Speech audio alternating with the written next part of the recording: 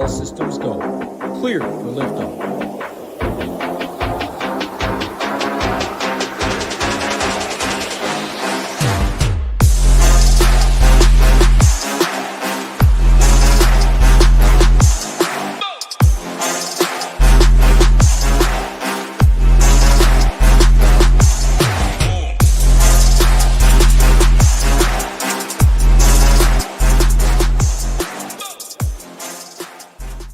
Good evening. Happy Friday. Happy Memorial Day weekend. I should have said that yesterday or Thursday, but I hope you guys are having a nice weekend.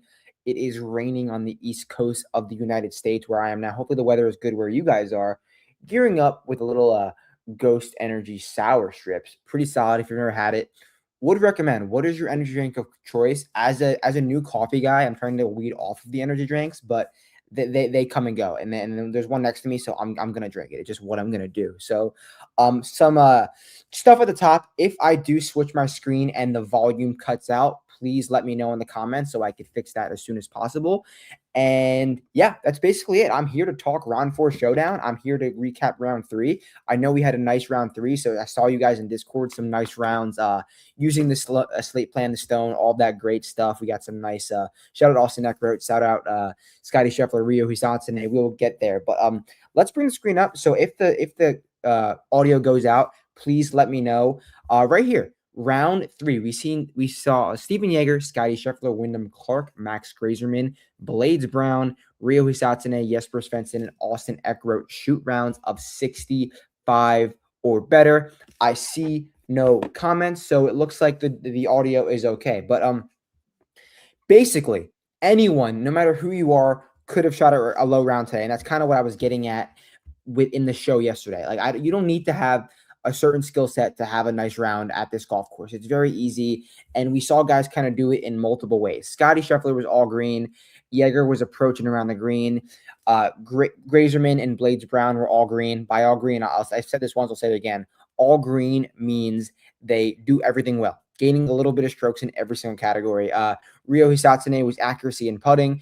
Jesper Svensson was distance in putting. Austin Eckroat was just pure around the green. So we kind of luck boxed our way to that Austin Eckroat round, but we were on him in the slate plan. So you could see all these guys had, and then there's a world where you could have gotten to, I guess, all of these guys based on how they are priced. But so many guys shot 65 or better, and they did it in different ways. So there's not really, like I said, there's no specific skill set that I was looking for yesterday. It was the build that I was looking for was low-owned tee to green golfers, and that kind of came to fruition in some regards. Hopefully you got some of those low-owned golfers. I will say we were wrong about the wave split. Let me bring up the screen again and see.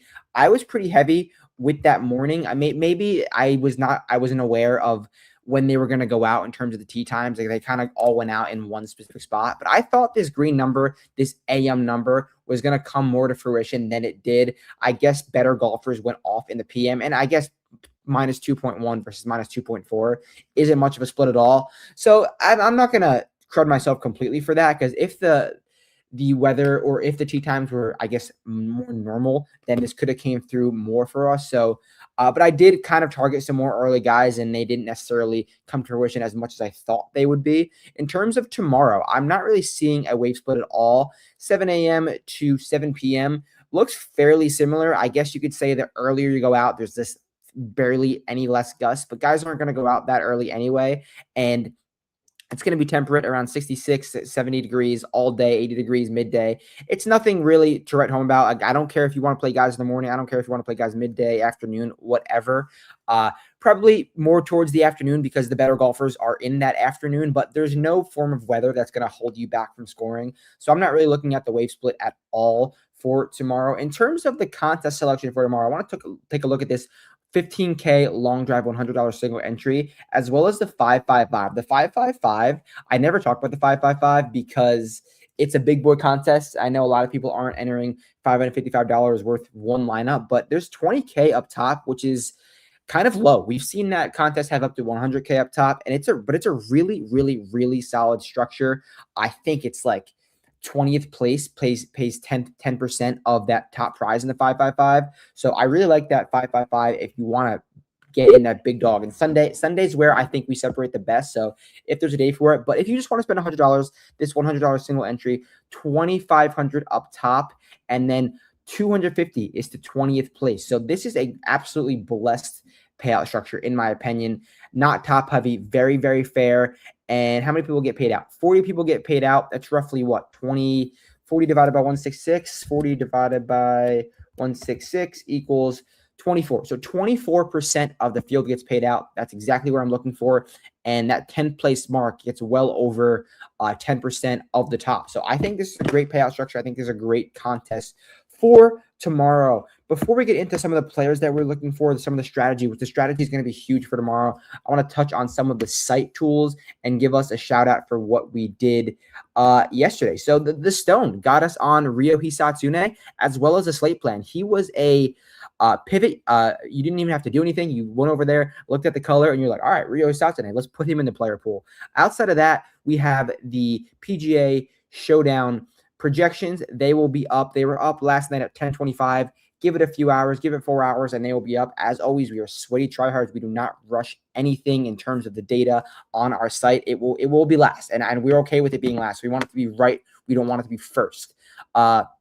Showdown, Slate plan as well. The Slate plan was great. It got us on Scottie Scheffler, it got us on Ryo Hisatsune, and it got us on Austin Eckroat. So we can give ourselves a clap for that. Hopefully you use a few names from those Slate plans. Hopefully you use a few names from the projections, and hopefully you used a few names from the Stone.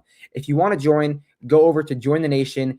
You look at that banner at the top. You can get the first week for free. If you just want the single sport PGA, just the content, bang, you want the optimizer, which I think you do want the optimizer. This one right here, 10% off after that first week is free. Use code BOOTS. All right, now it's time to talk about some real important stuff. Talk some strategy for round 4. Talk some golfers that we are going to be on in round 4.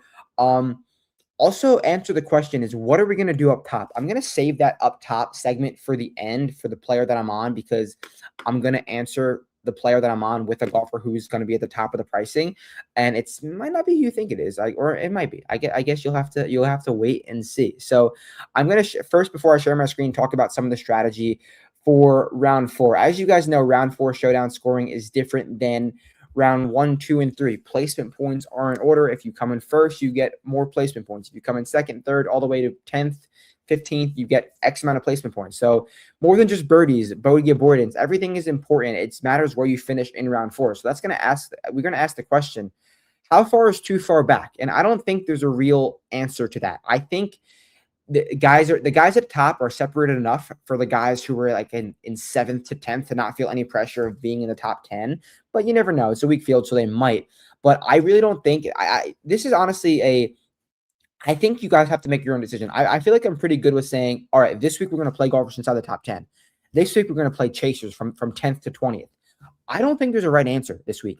I think we really just want to stick to our guns of low-owned tee to green guys and maybe have a little mix of where they are on the leaderboard, because you can shoot that 64. You could shoot that 62 and vault your way from 35th to 3rd. You can do that this week. So low-owned tee to green is what we are going to be looking for. So let's start at the bottom of the players and kind of work our way up, because I want to finish with that question at the top, that who we're going to start our lineup with.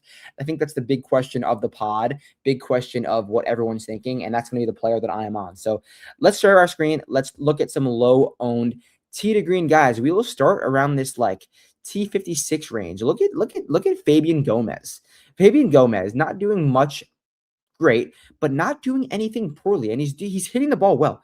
He is currently in a tie for 50th, and he is about even off the tee, gaining a little bit on approach, and about even around the green. This is about as solid a profile as someone who could be in a tie for 50th could ever be. He's going to be like -% owned. Why not play Fabian Gomez? What's his price actually? Because he will be in my slate. Let's see, Fabian Gomez, because this is very interesting. Very interesting. Fabian Gomez. Fabian, $6,200. You want to play Scottie? Pair him with Fabian Gomez. Why can't he have a nice round 4? Let's look up top a little bit more. This is another nice profile. John Parry. Ball striking it. This is tee to green. Bang green. Bang green. Bang green. And he's not putting that badly. This is probably not the cumulative numbers, so let's put the cumulative numbers on. So Parry's probably losing like 1 point, like almost 2 strokes putting. Yeah, about 2 strokes putting. That's not the end of the world. I'm not that scared of it. He's ball striking it really well. I really like that from John Parry. Right here, Luke Clanton doing everything okay. And the thing that he's not doing great is the driver. We know how good of a driver Luke Clanton is, but he's gaining strokes tee to green. This is plus 2.3 on approach, plus 0.4 around the green. That's almost 3 strokes tee to green through 3 rounds with a dead even putter. If he finds the putter, if he finds the driver in round 4, he could turn this. He could have a -5 day easily. So this is a great profile as well. AJ Ewart, we were on him early in the week, and he's kind of he's all right. T39, he's one more round to pay off, but we were on AJ Ewart, so hopefully he can keep going in the right direction. These profiles in the middle are very weird because there's a lot of red here. Not something I would really chase. I would play this guy right here. He's doing everything we want. Is he going to be low owned? Let's see what this golfer is. +1 off the tee, +1.5 on approach, +1 around the green, even putter. This is a perfect profile. Who is this? Patrick Rodgers. We're not scared to play him. We play him a ton, and we know he can go nuclear. I do not hate that at all. Another great profile, barely losing strokes on the green, ball striking it very, very well, tee to greening the hell out of it. This tee to green stuff this week is huge. It is. Chris Kirk, I can promise you, we are going to be on Chris Kirk tomorrow. So these are what I'm looking for. And as we get to the top, this is a great profile. They are currently at 14 under. They are +2.5 of the tee, +1.6 on approach. Really solid around the green. -8 on the greens. If they could find this -0.8. If they can, I'm not saying they're going to be +0.8 tomorrow. I mean, they could be +0.8 for tomorrow and get to a 0 for the tournament. Who is this? It's Kensei Hirata. I don't mind that at all. Kind of played with some pressure today, and didn't play. He didn't play good. But I don't mind the profile is what I'm getting at. One more golfer before we get to the one golfer that I am on. I mean, you guys know how much I've been on Zach Bauchou, how much I've been praising this guy's game. Like, he impresses me so much. You probably don't really know his game or name too much, but Zach Bauchou, if I could spell his name, Bauch. There we go. The kid, like, when I see him at Boots, he impresses me.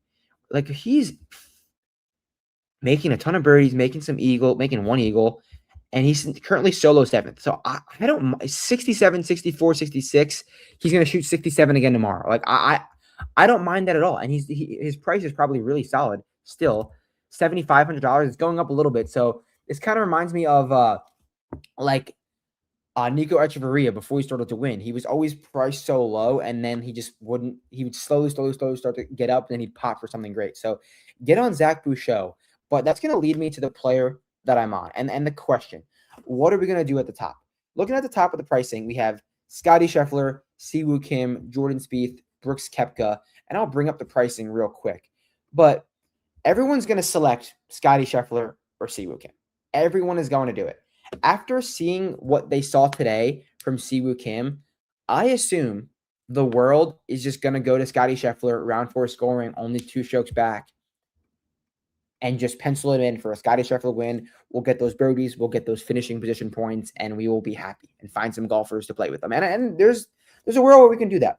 But I do not think Siwoo Kim is going to get the ownership he deserves for 1, leading the golf tournament, for 2, being like a respected good golfer, and 3, for just having Scottie Scheffler behind him. Scottie's going to pull so much ownership from Siwoo that he's not going to get, like, the first place golfer usually gets a ton of ownership most of the time. Sure, people are going to click Siwoo, but it's not going to be nearly enough. It's not going to be, what I'm trying to get at is he should be far more owned than he will be tomorrow. Siwoo Kim is the one golfer that I'm going to be playing tomorrow. Obviously, he's doing everything well. He stumbled early, but I believe Siwoo Kim has the agenda, the dog, the ignorance to just face-to-face and beat Scottie Scheffler. He doesn't have to beat him. He can lose to Scottie by 1 tomorrow and still win the golf tournament. But we know if Siwoo is going to win this golf tournament, he's going to have to make birdies. So those birdies will come, those placement points will come, and it should really free you up for your lineup. While obviously I want low-owned tee to green guys, but the ownership is subjective and relative to each range. Obviously, Siwoo is going to be owned, but he's going to be low owned for his range, low owned for a first place golfer. And I really think we need to take advantage of that because everyone is going to play Scottie. So Siwoo Kim is the one golfer that I am on. Head over to the site, look at the full slate plan, look at the showdown projections, look at the stone, look at all of that stuff, and we will be happy. We'll have another great day. We had an awesome round 3. As always, the song of the day for round 4 is going to be Gravity by Wage War, Sugarcane, Florida. Great band. Check them out. And as always, if you have any questions, you know where to find me. I know some people were hitting me up on Twitter. Let's do it. Let's have another great round 4 and let's ship it. I'll catch you guys Monday for the Byron Nelson, I think. No, the Colonial. Charles Schwab. Peace out. Catch you guys then.